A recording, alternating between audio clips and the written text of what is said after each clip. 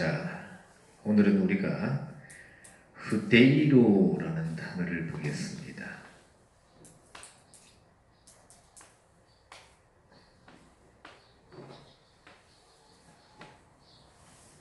후데이로 5351 스트롱 넘버 5351번이다. 이 단어는 수척하다, 수척해지다, 즉 소비하다라는 말에서 왔다 고 합니다. 그래서 원래 뜻은 주름이 진다, 주름지다, 그렇죠? 우리가 세월이 지나가면 주름이 집니다. 그래서 시들다, 시들다 이런 뜻이 시들다, 시들다. 그리고 또 상하게 되다,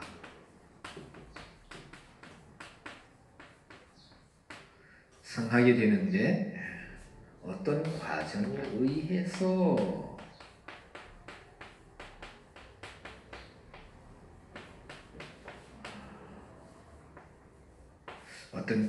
의해서 상하게 된다.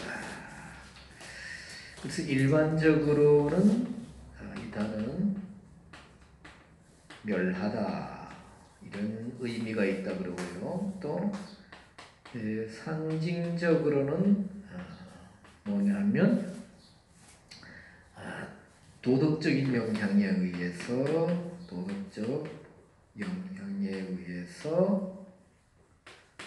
타락하다,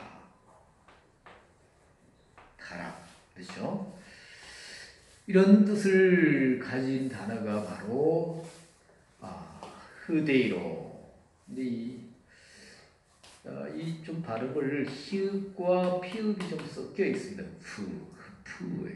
후데이로. 주로 이제 히읗 발음이 많이 나는데 후데이로. 자, 그런데 이 단어가 신약 성경에서 7번 정도 나오는데요. 이 단어는 뭐냐 하면 신약 성경에서 썩는다 이렇게 나옵니다. 썩는다, 멸한다, 더럽혀진다, 해롭게 한다, 부패한다, 더럽게 한다. 즉 썩고 부패한다 이런 의미도 있다는 겁니다. 멸해서 없어지는데, 즉 썩고 부패해지는데 한순간에 완전히 썩은 상태가 아니고, 그렇죠? 썩으면 냄새가 아주 고약하죠, 그죠? 그런데 이렇게 보아서 우리가 썩었구나, 이 못 쓰게 되었구나, 이걸 보일 정도로 이게 바로 그 자리에서 분간이 될 정도로 진행된 상태가 아니라 지금 어떤 과정에 있다. 썩어가는 과정, 더럽게 되어가는 과정, 멸하게 되는 어떤 멸망이 뭡니까? 진행되는 과정에 있다 이겁니다. 그러면 사실 이 후레이로, 그렇죠? 후데이로. 이게 좀 발음하기 좀 그런데 그냥 후데이로 하면 됩니다. 이런 그 진행 과정은 주의를 가지고 관찰하지 아니하면, 또 깨어서 분별하지 아니하면 그것을 분간하기가 쉽지 않다는 겁니다. 즉 겉으로 보기에는 그런 것 같아요. 괜찮은 것 같아요. 그러나 사실 영적으로 분별해보면 지금 뭡니까? 이런 과정이 있고 소비에서 없어지는, 즉 주름이지고, 그죠? 주름진 것이 멀리서 보입니까? 안 보이죠, 그죠? 안 보입니다. 안 보여요. 가까이 가보면 주름진 게 보이잖아요. 똑같은 사람의 얼굴인데 왜 나이가 들어가면 주름이 지느냐, 그렇죠? 이 후대로가 그 진행되어서 그래요. 사람 속에 있는 특히 얼굴, 모든 몸에 있는 세포도 그렇지만 얼굴에 있는 세포가 어떻게 없어져 가기 때문에 주름이 되는 겁니다. 그래서 우리가 똑같은 사람이라도 보면 이렇게 보면 뭘 보면 알 수 있느냐? 유소년들, 젊은이들 보면 얼굴이 팽팽해요. 그렇죠? 뭘 안 땡겨도 뭘 안 넣더라도 왜? 모든 세포가 가득 차 있기 때문에. 그러나 알다시피 나이 들어가면은 이 뭡니까? 이렇게 시들어가듯이 없어져 가듯이 그 세포 성분이 빠져나가니까 주름이 생길 수밖에 없는 겁니다. 그래서 그 사람의 그런 얼굴 상태를 보고 우리가 나이를 이렇게 가늠하잖아요. 그렇죠? 그래서 이 단어에서 나중에 가면은 디아흐디로라는 단어가 나옵니다.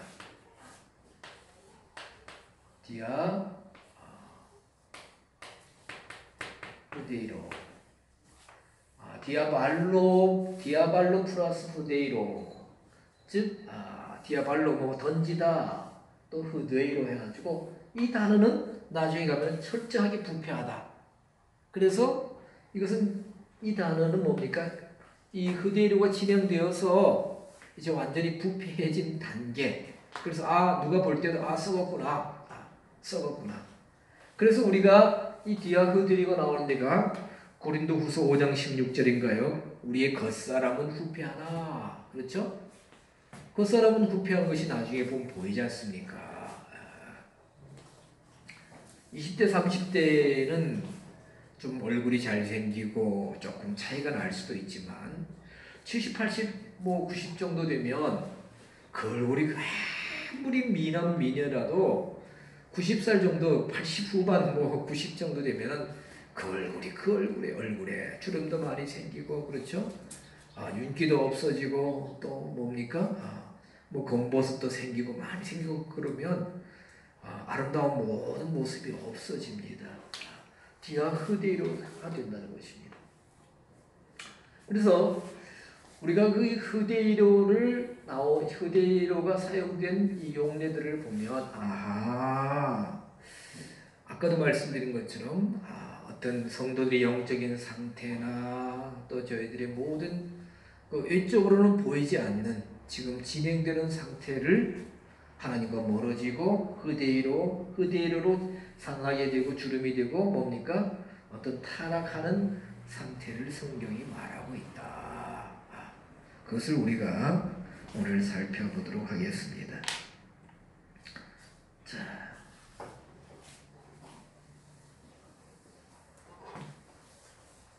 사람이 젊음을 영원히 유지할 수는 없잖아요. 그죠? 유지할 수는 없습니다. 20대의 모든 탄력 넘치는 피부, 윤기 넘치는 그 상태를 얼굴이나 모든 몸을 영원토록 유지할 수 있다면 얼마나 좋겠습니까? 젊음은 잠깐이죠, 그죠? 젊음은 잠깐입니다. 그래서 사람들이 나이 들어가면서 늙은 것이 서럽고 싫으니까 피부 관리를 하기도 하고 또 피부 관리만으로도 안 되니까 어떻게 합니까? 보톡스 주사를 맞기도 하고 별걸 다 해요. 별걸 다 합니다. 그런데 그것도 한계가 있죠. 한계가 있습니다. 근데 성경은 우리 겉사람은 후패하고 흐데이로를 지나서 디아흐데이로로 될 수밖에 없고 그러나 우리의 속사람이 날로 새로워지는 것이 더 중요하다. 사도 바울이 그렇게 말하고 있습니다. 하나님께서 사도 바울의 입술을 통해서 속사람이 그러니까 겉사람이 이 디아흐데이로와 디아흐데이로 가는 것은 당연한 이치입니다. 에덴 동산에서 범죄하고 난 이후에 인류에게 그 죽음이 온 이후로는 어쩔 수 없는 겁니다. 자연스러운 거예요. 자, 이 흐데이로가 제일 먼저 사용된 곳이 고린도전서 3장 17절입니다. 고린도전서 3장 17절.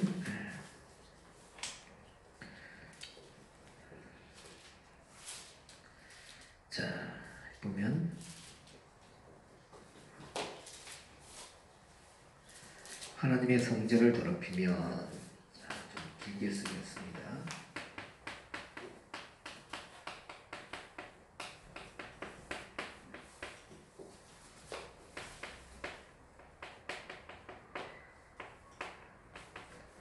하나님의 성전을 더럽히면 또 뭡니까?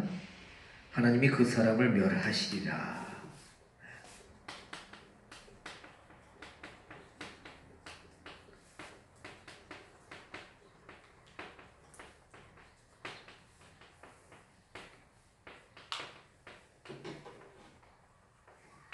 멸하시리라.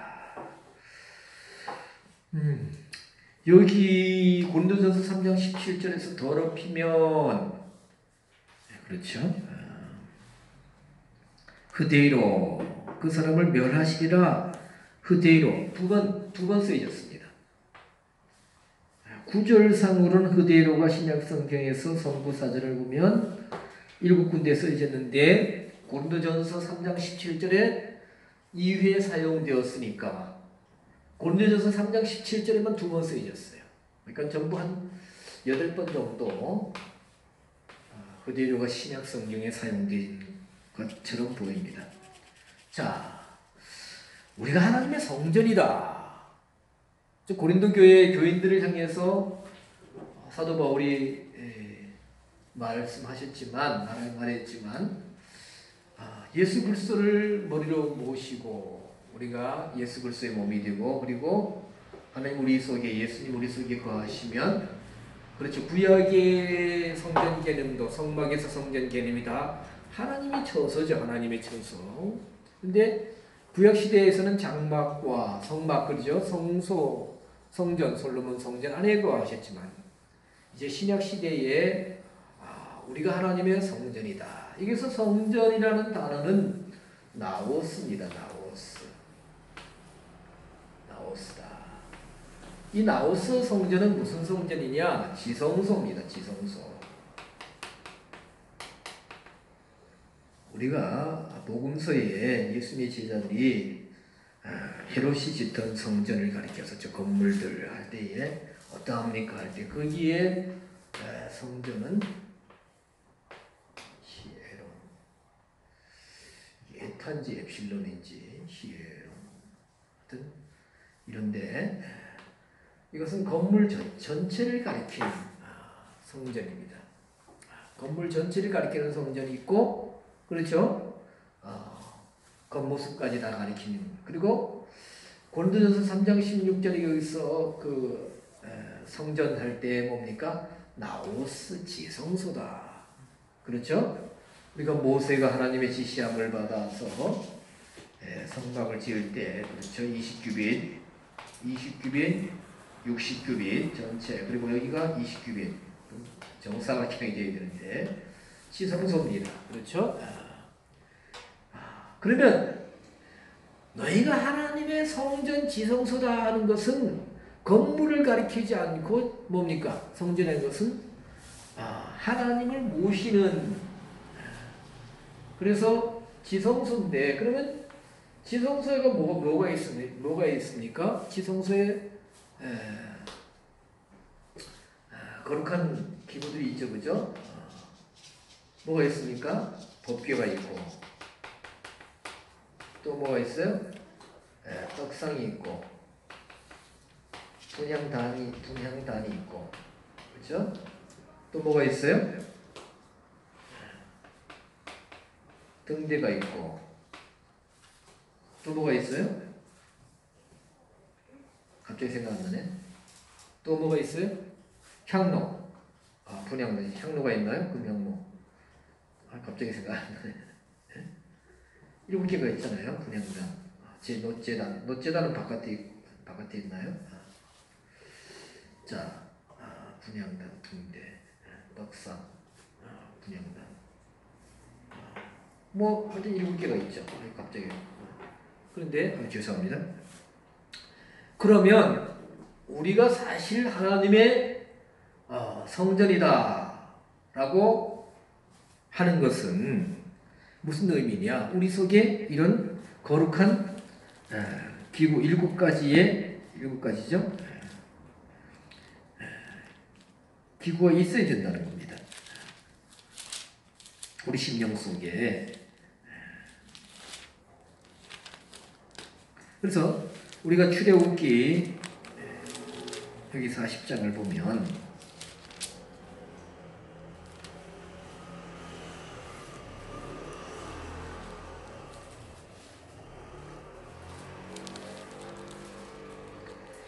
(40장 17절) 제2년 정월 그달 곧 그달 초 1일에 성막을 세우니라 쭉 하면서 그것도 20절 증거판을 규회 속에 넣고 채를 규회에 끼고 속죄옷을 그에 두고 그 위에 성막을 들여놓고 장을 들이워서 하면서 이제 그쪽 떡상을 놓고 금향단을 놓고 향을 사르고 분향단 그렇죠.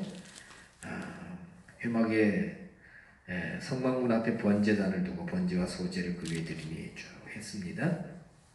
그래서 자, 이 보면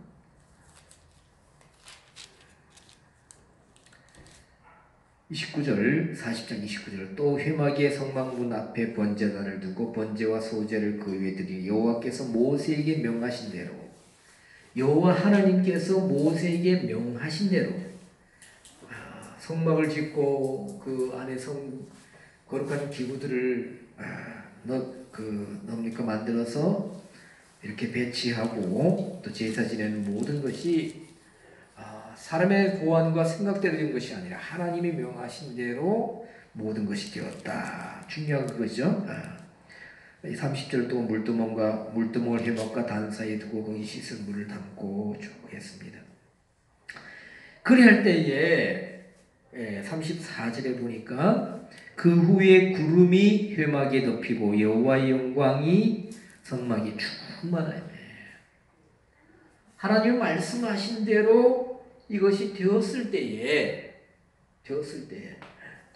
명하신 대로 모든 성막이 특히 지성소 모든 성막이 다 그러지만은 지성소가 다 되었을 때에 봉헌되었을 때에 구름이 덮이고 구름은 구약 성경에서 하나님의 임재를 뜻하지 않습니까?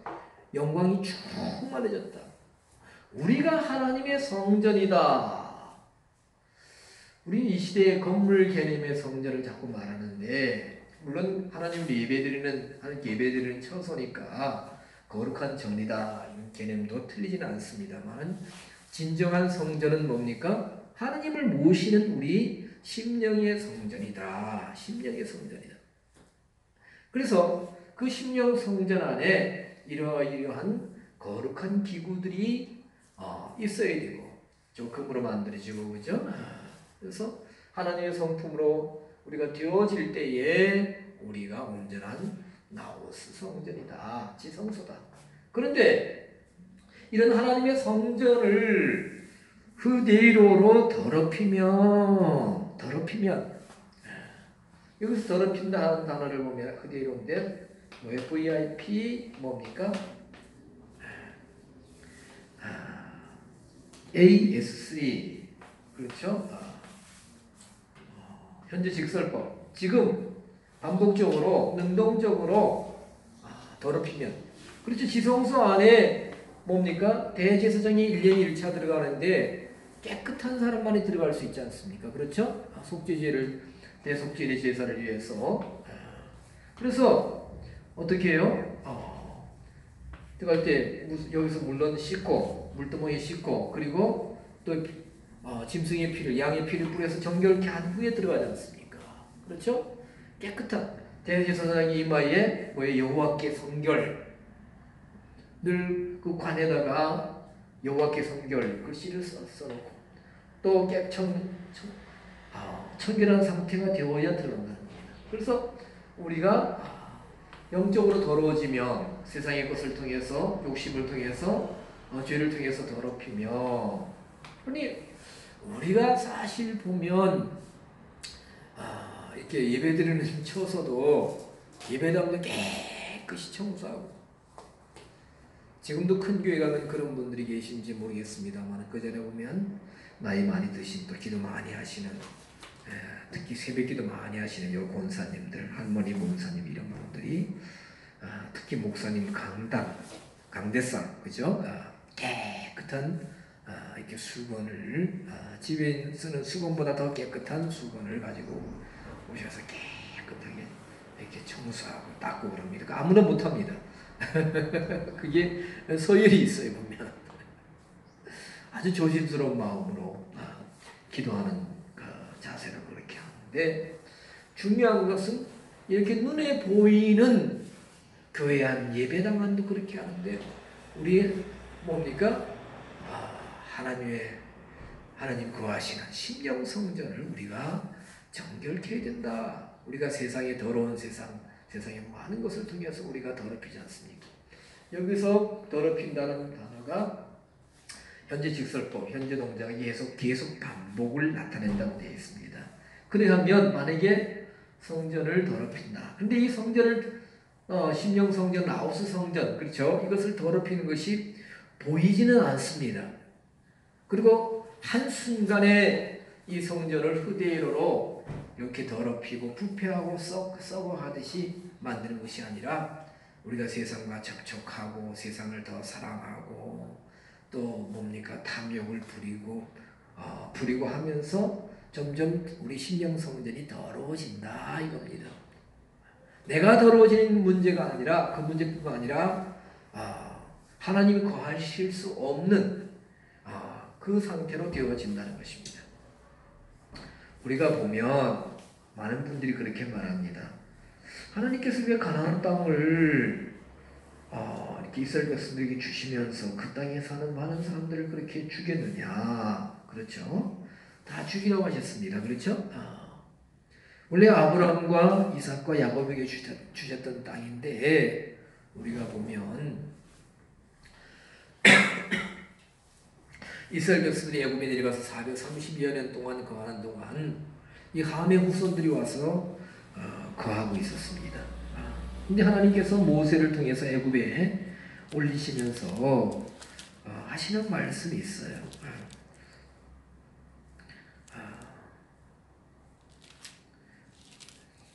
왜 그 가나안 땅을 그렇게 멸하라, 가나안 땅에 사는 사람들을 멸하라 그러셨습니까? 거긴 하나님 믿지 않아.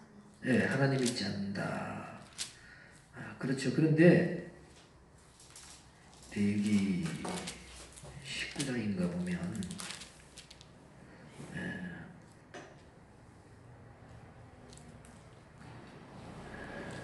그 땅이 더러운 땅이라는 말씀이 있죠. 그렇죠? 갑자기 어디입니까? 갑자기 생각이 안 나는데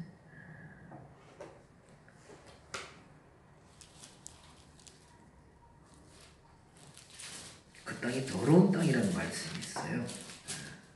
더러운 땅이다. 우리가 더러우면 어떻게 합니까? 그렇죠. 청소하고 깨끗하게 하지 않습니까?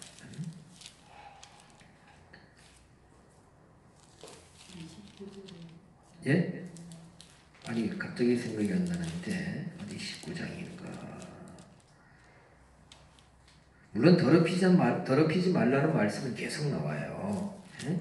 자, 19장 32절 너희는 신접한 자와 박수를 믿지 말며 그들을 추종하여 스스로 더럽히지 말라. 나는 너희 하나님 여호와니라.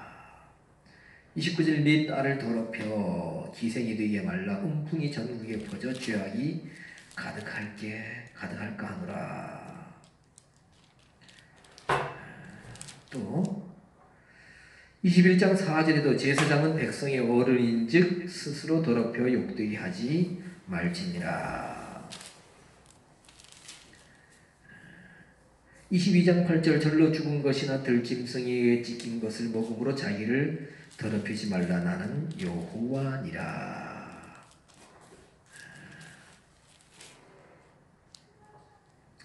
여기 있네요. 18장이네요. 자, 너희는 물론 자,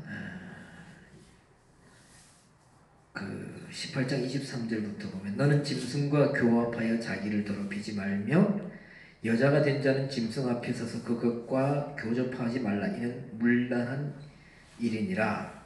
너희는 이 모든 일로 레위기 18장 24절 너희는 이 모든 일로 스스로 더럽히지 말라. 내가 너희의 앞에서 쫓아내는 족속들이 이 모든 일로 인하여 더러워졌고 그 땅도 더러워졌으므로 내가 그 악을 인하여 벌하고 그 땅도 스스로 그 거민을 토하여 내느니라. 그렇죠? 26절 그러므로 너희 곧 너희의 동족이나 혹시 너희 중에 우거하는 타국인이나 나의 규례와 법도를 지키고 이런 가증한 일에 하나도 행하지 말라. 너희의 전에 있던 그 땅 거민이 어느 땅? 가나안 땅. 이 모든 가증한 일을 행하였고 그 땅도 더러워졌느니라. 너희도 더럽히면 그 땅이 너희 있기 전 거민을 토함같이 너희를 토할까 하노라. 무릇 이 가증한 일을 하나라도 행하는 자는 그 백성 중에서 끊쳐지리라. 그러므로 너희는 내 명령을 지키고 너희 전에 있기 전에 행하던 가증한 풍속을 하나라도 좇음으로 스스로 더럽히지 말라. 나는 너희 하나님 여호와니라. 그렇죠? 더럽다. 우리가 깨끗한 것과 더러운 것을 분별합니다. 특히 하나님 앞에서 제사 드릴 때 또 이스라엘 백성들의 그 생활 속에서 깨끗한 것과 더러운 것을 분별하라고 하셨습니다.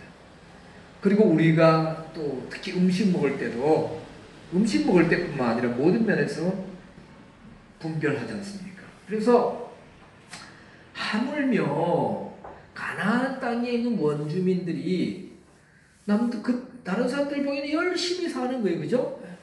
농사 짓고. 물론 그들의 문화다 라고 이해할 수밖에, 다른 사람들이 그들 문화다라고 이해할 수밖에 없는 것이 뭐냐면 다른 사람들 보기에 자기들이 신을 만들었어. 그죠? 풍속이고. 그런데 그 모든 것이 하나님을 대항하는 문화고 하나님 없는 문화고 인간 중심적인 인간을 위한 문화이기 때문에 영적으로 더러워졌다는 것입니다. 그래서 더러우면 우리가 버립니다.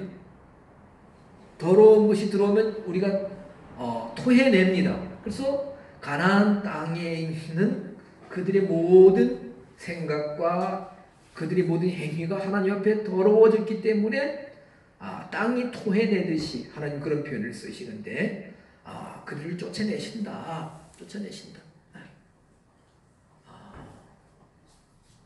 그래서 사실 하나님의 성전을 더럽히며 여기 아까 레위기 18장에 보면 음풍이에요. 음란한 풍속. 그렇죠? 지금 우리나라에 지금 여러 가지 이런 음란한 것들이 인권, 특히 인권이라는 미명하에 이렇게 포장되어서 사람들에게 뭡니까?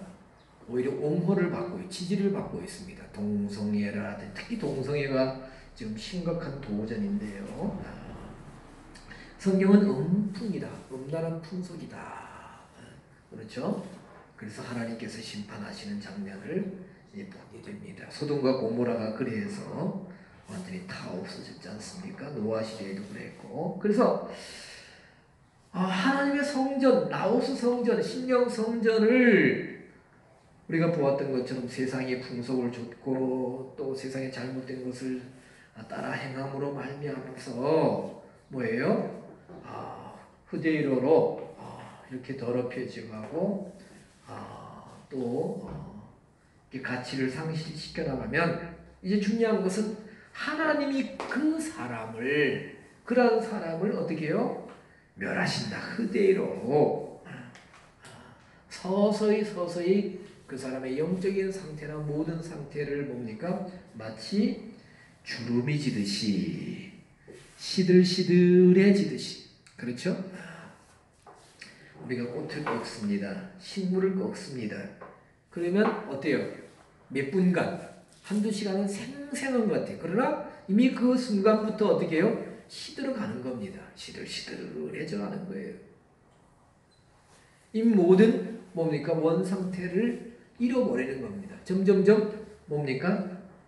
죽어가고 점점점 뭡니까? 서서히 썩어져 간다. 서서히 뭡니까? 못 쓰게 되는 겁니다. 바로 이 단어가 바로 흐디르인데 하나님께서 그 사람을 멸하신다. 흐디르로. 근데 여기서도 보면 멸하시는데 어떻게 하느냐? VIPA 어떻게 해요? S3 하나님께서 그 사람을 뭐예요? 반복적으로 그러니까 반복적으로 더럽히는 것만큼 하나님의 성전을 더럽히는 것만큼 부패하게 하는 것만큼 그 사람의 영적인 상태도 점점점 이렇게 반복적으로 현재 이렇게 하나님께서 흐대로 이렇게 시들게 만드시고 타락하게 만든다. 사실 이 말씀은 우리가 정말 각성하면서 들어야 할 말씀이 아닌가 이렇게 생각됩니다. 우리가 내적인 상태 아무도 모릅니다. 그러나 하나님만이 아시는 거예요. 물론 완전한 사람은 있을 수 없습니다만 내가 하나님을 모신 성전이다. 하나님이 거하실 수 있는 성전이라 해야 된다. 하나님이 정결하시고 또 청결한 상태에만 우리가 거하시는데 우리 속에 거하시는데 늘 우리가 사는 집은 깨끗하게 하려 하면서도 우리 처소는 이렇게 신경을 쓰는데 우리 속에 과연 무엇이 들어와서 무엇을 접촉해서 우리가 그래서 하나님께서 이스라엘 백성들에게 구약 이스라엘 백성들에게 뭡니까? 정결하고 깨끗한 짐승과 깨끗이 못한 짐승을 또 모든 것을 뭡니까? 이렇게 구분해서 하나님이 허락하신 것, 정결하신 것만 가까이 하고 먹으라. 왜? 그것을 통해서 부정해진다, 더러워진다라고 말씀하십니다. 오늘 우리가 사실 눈에 보이는 그것이 더러운 것이 아니라 우리 속에 과연 영적으로 무엇이 우리 속에 들어오느냐, 영적으로 무엇을 가까이 하고 무엇을 접촉하느냐에 따라서 우리가 영적으로 이렇게 더러워지고 그러한 것이 하나님으로부터 멀어져 가고 영적으로 뭡니까? 우리가 서서히 흐대로 영적 부패가 썩음이 일어나고 있다, 진행되고 있다라고 성경은 말씀하고 계십니다. 고린도전서 15장 33절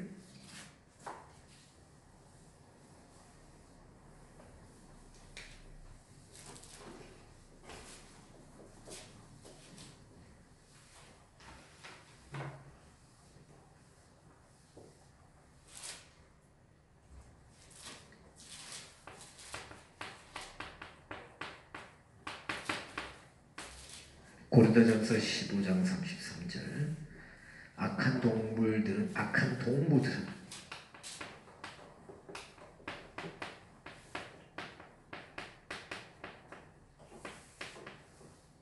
선한 행실을 더럽힌다.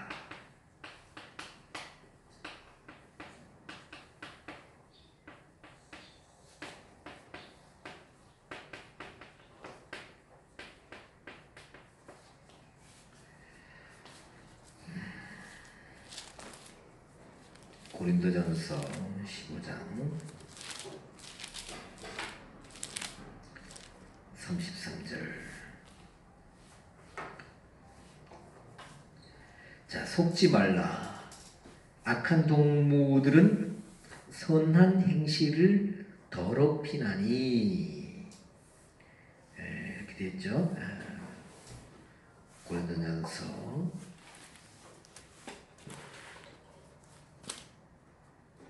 15장 33절 일단 여기서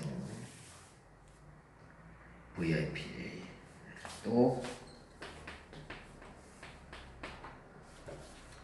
악한 동무들이라 했으니까 악한 친구들 그들이 복수 3인칭으로 되어 있습니다.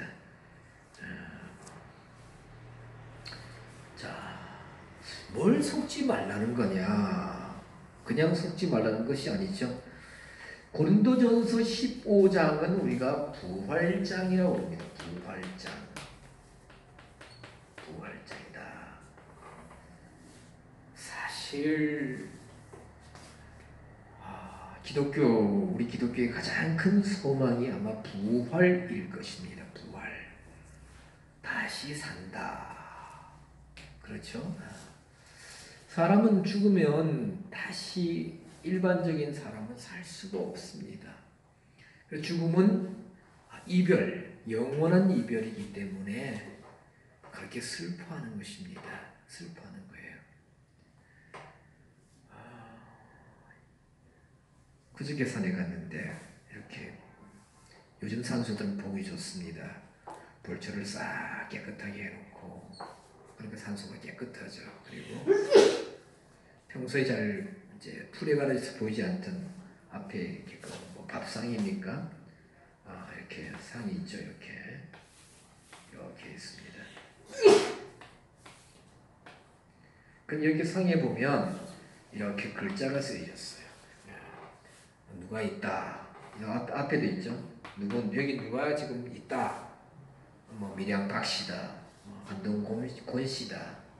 뭐 순흥 안 씨다. 어떤 분이 보니까 1918년에 태어나서 뭐 2000년까지 살았다. 이렇게 되어 있어요. 그리고 그 옆에 또 부인은 늦게 태어났는데 부인이 한 5년 정도 먼저 돌아가셨다. 또 옆에 쭉 자녀들이 있습니다. 자녀들, 손자들까지, 사이들까지 다 이렇게 되는데 그때 그 부부는 보니까 8남매를 두셨더라고. 아이고, 많이도 두셨네. 옛날에 그 정도 이렇게 두셨지 않습니까? 그런데 그래서 죽으면 끝이에요. 끝이 다시 살아날 수가 없습니다. 우리가 가끔 보면 거의 죽음까지 갔다가 심장이 정지됐다가 살아나는 경우도 있습니다. 그런데 그렇게 해서 며칠 더 산다든가 혹시 몇 년은 더 산다 할지라도 뭐예요? 다시 죽을 수밖에 없습니다. 성경에서 우리가 요한복음 지금 보고 있지만 11장에 나사로도 완전히 죽었다가 완전히 살아났습니다. 그 놀라운 기적입니다. 우리 모든 성도의 부활의 예표다. 복스러운 정말 소망의 예표입니다. 그러나 요한복음 11장에 있는 나사로도 뭐예요? 지금까지 살아있습니까? 아니죠. 그죠? 그 나사로가 부활했을 때 예수님처럼 그런 신령한 몸으로 부활한 것이 아니지 않습니까? 생전에 살던 적어도 한 50대 정도 되었다면 그 몸으로 살아났던 겁니다. 그리고 한 20, 30년 더 살다가 세상을 떠나지 않았을까? 그렇게 추측이 됩니다. 그렇죠? 떠나지 않았을까 추측이 아니라 20, 30년쯤 적어도 아예 살았으면 더 살지 않았을까? 그것이 추측해 볼 수 있다는 거죠. 그죠? 자, 근데 고린도전서 15장은 부활자입니다. 우리가 부활한다. 그러면서 앞에 많은 말씀들을 사도 바울이 정말 소망의 말씀들, 메시지들을 전합니다. 그런데 중요한 것은 이제 고린도전서 15장에서 부활을 논하면서 반드시 뭡니까? 다시 지웠네. VIP S3 다시 보고요. 부활과 연관된 단어가 뭐라고요? 네크로스다. 네크로스라고 합니다. 자, 15장 12절 그리스도께서 죽은 자 가운데서 다시 살아나셨다 전파되었거늘 너희 중에서 어떤 이들은 어찌하여 죽은 자 가운데서 부활이 없다고 하느냐. 13절 만일 죽은 자의 부활이 없으면 그리스도로 다시 살지 못하셨으리라 했습니다. 자, 그래서 여기서 죽은 자는 어떻게 죽은 자냐? 다나토스의 죽음이 아니라는 겁니다. 다나토스. 2288번. 이 다나토스의 죽음은 뭐예요? 로마서 6장 23절 주의 살은 사망이요 할 때 우리 신약 성경에서 주로 사망으로 나오는 단어입니다. 이 단어는 이 기용례들을 살펴보면 뭡니까? 죄의 대가, 죄의 결과로 인한 죽음이다. 죄값으로 인한 죽음이다. 그래서 사망으로 사망. 근데 이 또 죽은 자의 부활할 때에 또 뭡니까? 아나드네스코도 아니다. 아나드네스코. 아나드네스코는 뭐예요? 기력이 약해져가지고 기력을 상실해서 기능을 상실해서 죽는 죽음도 아니다. 즉 여기서 죽은 자의 부활할 때에 여기서 죽은 이의 상태는 형용 상태에 뭡니까? 네크로스다. 네크로스. 3498번. 우리가 수없이 말했기 때문에 이제는 사실 네크로스 하면 무슨 뜻인지 알아야 됩니다. 네크로스. 이 뜻이 뭐예요? 어디서 왔다고요? 이 단어는 어디서 왔어요? 네퀴스에서 왔다. 네퀴스, 시체. 시체에서 온 단어입니다. 그래서 시체는 아무것도 할 수 없습니다. 시체는 불러도 대답을 못합니다.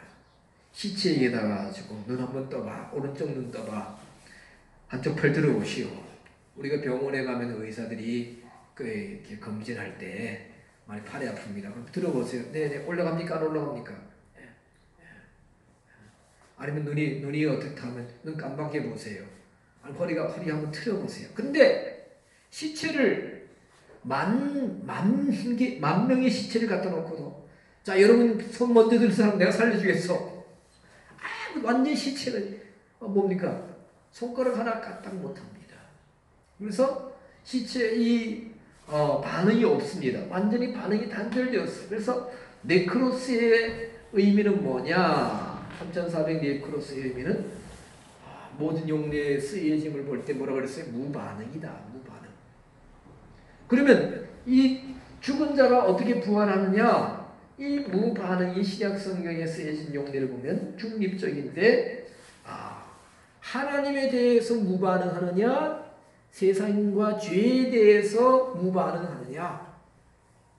그래서 우리가 죽은 예수 그리스도 안에서 말씀 안에서 진리 안에서 세상에 대해서 죄에 대해서 네크로스 영적인 네크로스의 상태가 되었을 때에 하나님께는 뭡니까? 완전히 살아있고 죄에 대해서 죽은 자가 되었을 때 부활을 이룰 수 있다는 겁니다.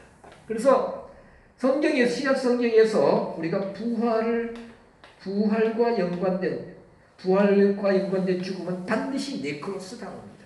다른 단어가 쓰여지지 않고 있어요. 자, 그러면 사도 바울이 뭡니까?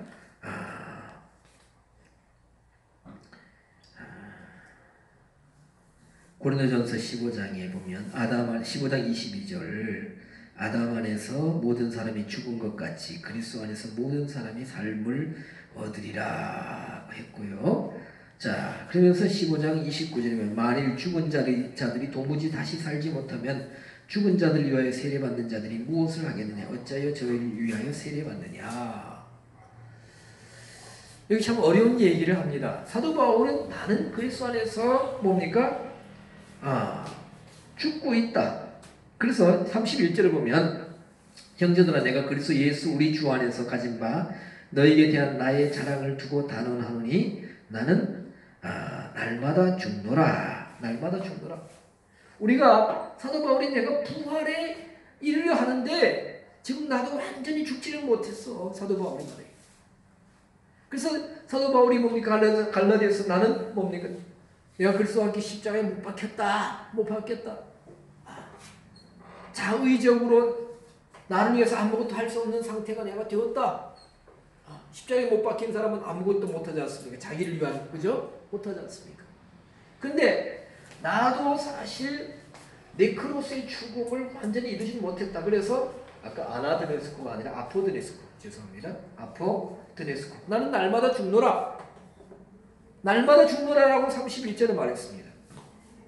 사실 우리가 나는 날마다 죽노라. 외형적으로 보면 우리 육체의 모습이 날마다 죽어가는 겁니다. 그렇죠? 죽어가는 거예요. 그러나 사도 바울이 여기서 영적인 것을 말하는데 여기서 날마다 죽노라 할 때 쓰여진 단어가 드네스코다. 아포드네스코. 아포 플러스 드네스코. 이 두 단어의 합성인데 이 단어는 뭡니까? 사용되어진 용례를 보면 뭡니까? 기능을 상실해 나가는 것이다. 그래서 성경에 보면은 육체의 기능이 다해서 죽는 죽음도 뭡니까? 병이 들어서 약해져서 죽는 죽음도 뭐예요? 아포드네스코로 몇 군데 말하고 있습니다. 우리가 죽는다.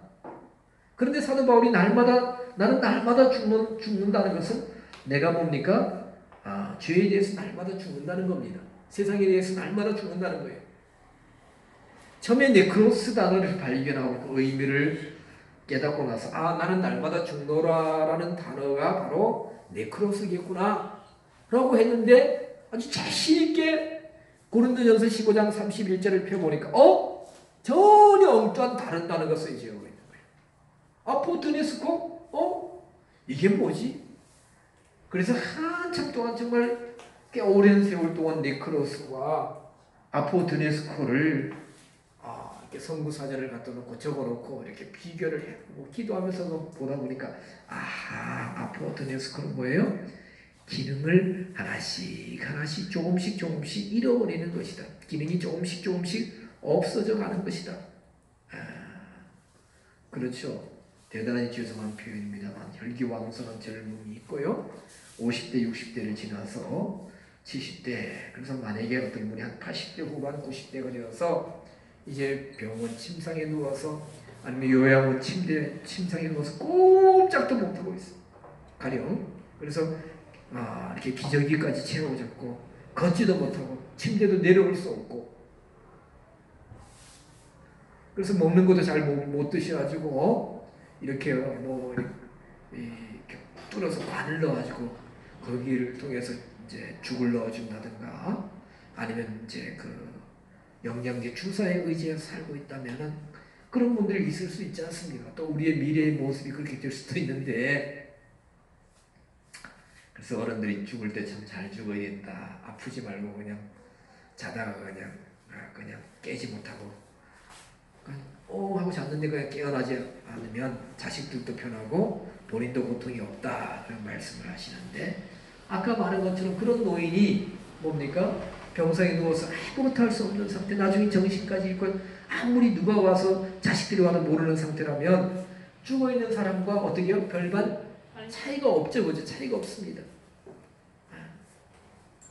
그래서 뭐예요? 아포드네스코가 다 진행된 겁니다. 눈도 안 떠지고 소화 기능도 다 망가지고 이 뭐 배설 기능도 다 약해져가지고 기저귀 아니면 안 되고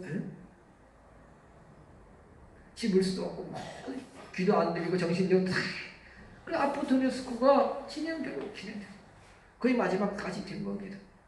그러고도 몇 년 좀 사시는 분들도 계십니다만은 그래서 사실 사도 바울이 우리가 부활에 이르려 하면 우리가 부활을 얻으려면 네크로스가 되어야 된다. 네크로스 뭡니까? 완전히 무반응 죄에 대해서 세상에 대해서 무반응이 되어야 된다 하면서 사실 사도 바울이 이런 말을 합니다. 29절 만일 죽은 자들이 도무지 다시 살지 못하면 죽은 자들 위하여 세례받는 자들이 무엇을 하겠냐 어찌하여 저희를 위하여 세례를 받느냐. 이건 굉장히 어려운 얘기인데 사실 죽은 자들 위해서 세례받을 필요는 전혀 영적으로 없습니다. 이 말씀을 오해해가지고 중세 카톨릭에서는 죽은 자들 위해서 세례받으면 그들이 말하는 그 연옥세계에서 그들이 구원을 받는다.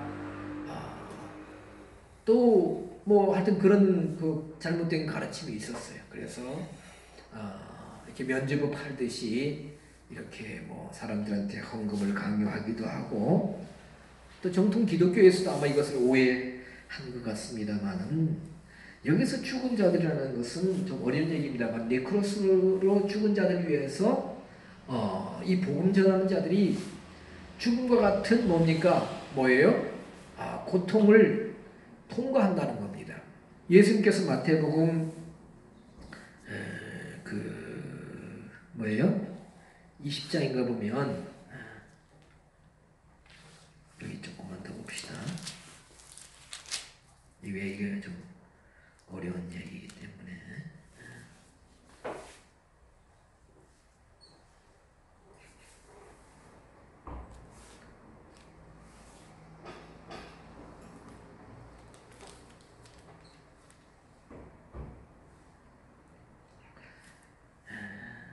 예수님께서 나의 받는 세례를 너희들이 받을 수 있느냐 그런 말씀하시죠. 자, 마태복음 20장 22절 성경 구절만 적어드릴게요. 예수님께서 나의 받는 세례를 나의 마시는 잔을 너희가 마실 수 있느냐? 밥티죠. 침례. 침례는 죽음을 우리가 밥티저는 죽음을 의미하는 물에 들어가는 물에 잠기는 거니까 죽음을 의미합니다. 죽었다가 새로운 생명을 사는 거죠. 밥티저. 107번에 있는가요? 그래서 나이 받는 세례를 너희들이 받을 수 있냐? 우리 한글 성경이 그렇게 돼 있는데 예수님이 요단강에서 요한에게 세례 받았던 그 세례 뭐가 어려워요? 그렇죠? 물에 들어갔다 나오는데 그러나 예수님이 우리를 구원하시기 위해서 십자가를 통과하는 십자가에 달려서 고난을 받으시고 죽으시는 그 과정을 예수님은 밥티저로 말씀해요. 그래서 나의 마시는 잔, 나의 잔을 마신 너희들이 받을 수 있느냐?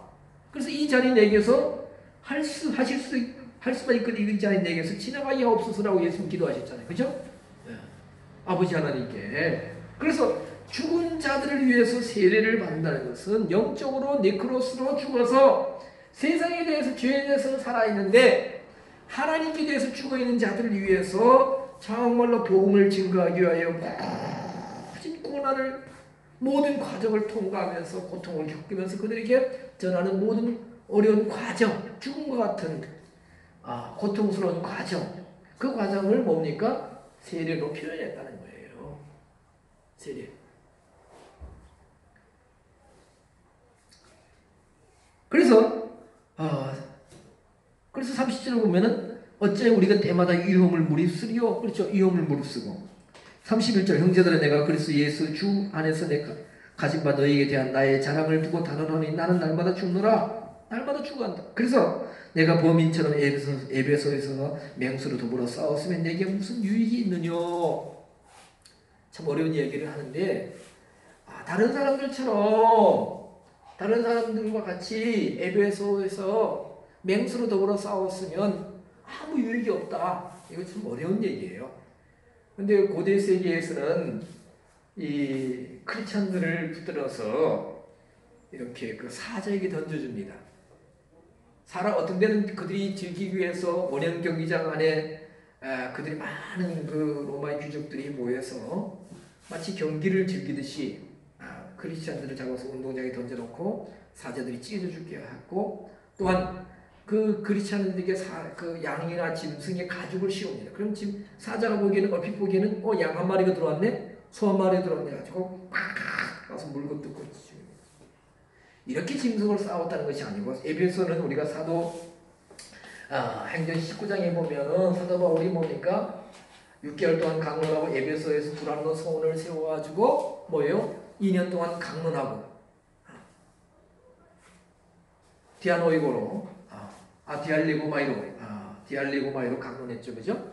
그랬을 때에 에베소에서 많은 믿음의 역사들이 일어났습니다. 그 무슨 여신요? 무슨 여신? 갑자기 생각이 안 나는데. 자.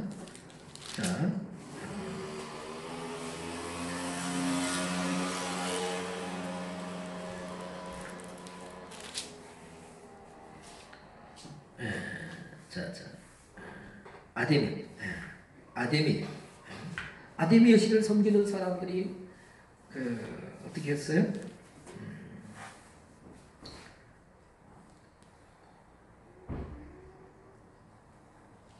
아데미 그 여신을 섬기는, 그렇죠? 그래서 보면 그 은장색 아데미의 은감실을 만들어서 아데미 신전이 있었고 아데미 여신이 있었습니다. 그럼 여신을 신전을 치장하기 위해서 뭡니까? 은을 넣어서 짠 그 화려한 문양에 어떤 옷감이 있어요. 그걸 이렇게 짜서 만들어서 직공들을 두어서 만들어서 그것을 비싸게 팔고 아주 돈벌이를 잘하는 사람들이 있었습니다. 그래서 이게 뭡니까? 우리의 유족한 생활. 돈벌이가 잘 되니까 돈이 많으니까 아주 풍족하게 살았죠. 그렇죠? 그런데 사도 바울이 이 에베소에서 말씀을 증거하고 두란노 성을 세워서 복음을 가르치면서 많은 사람들이 회심하면서 사람이 만든 것은 신이 아니다 하니까 뭐예요? 그 아데미 여신을 섬기는 사람들 그런 영업이 그리고 많은 사람들이 회심하고 그러니까 우상의 신전을 찾는 사람들의 발걸음이 많이 줄어들었어요.